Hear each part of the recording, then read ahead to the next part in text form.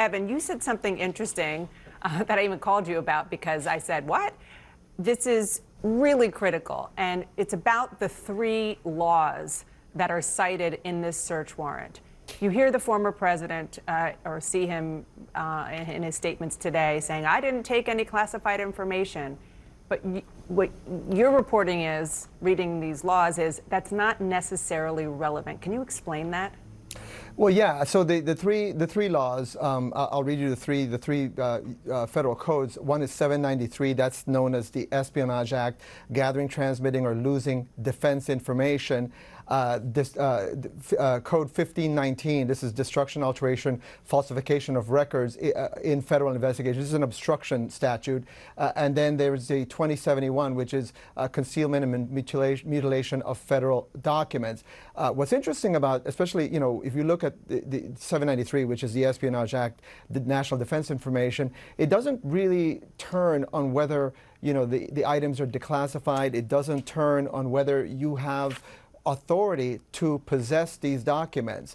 So the federal government, according to this document, the prosecutors of the Justice Department are investigating possible crimes. This is the proof they gave to a federal judge to say, we believe at Mar-a-Lago there were crimes, evidence of these crimes. What's important about this is that they're using specific laws that could inoculate their investigation from what we expect to be the surefire Donald Trump defense, which is, I declassified everything. By saying so, I automatically declassified things. Of course, we know it's a little more complicated than that, but that's where we know Donald Trump is going to go. We can already see that in some of his defenses.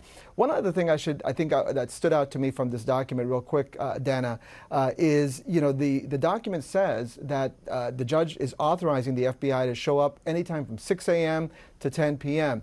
We know that the FBI showed up around 10 a.m. It gives you a sense of the deference they were giving to the former president for the office that he held. They could have gone in there with their FBI jackets. They came in with suits and ties. They came around 10 a.m. They were trying to not make this a spectacle. He is the one that went out, around right after the FBI left the premises and blasted out his statement and has sort of created a spectacle of what had happened here.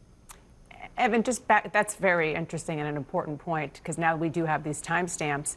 But back to your original point, if the former president didn't necessarily break the law, just to use layman's terms, because of, or this wasn't precipitated because of his possession of any classified information, what would be the potential area where he did break the law? Well, what this means is that it doesn't matter that it was classified or not. What they're trying to say, by presenting these statutes as the reason for doing this search, what the prosecutors are doing is saying that this was a violation of the law simply because by putting these documents, which could harm the United States, these are national defense information documents, that you are violating the law. So you could violate the law even if you, as former president, declassified them, which is, I think, is what he's going to argue. Yeah.